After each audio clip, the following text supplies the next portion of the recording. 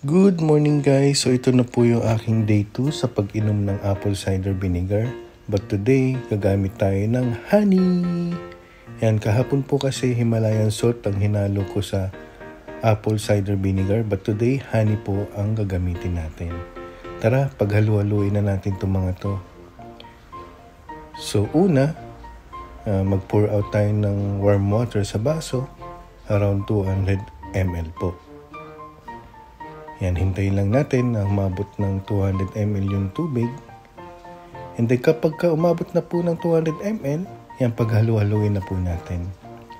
Ihalo natin ang apple cider vinegar, 1 tablespoon po. Yan. So haluin lang po mabuti guys. I-dilute talaga natin mabuti kasi pagka ininom natin direct yan, masakit po sa lalamunan at lalong sasakit ang ating tiyan. So, i-dilute lang po natin mabuti yan. And then next, honey! Yan. So, bagong flavor po, guys. Yan.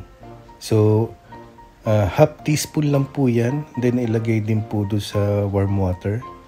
Haluin lang po maigi. I-dilute lang po maigi. Yan. Para mas masarap po yung lasa. Okay na, guys. So, ito na po yung aking iinumin this morning na wala pong laman ng aking tiyan. So this is my day 2 sa pag-inom po ng apple cider vinegar with honey. So malaking tulong ito sa pag-improve po ng ating digestive system. Enjoy guys!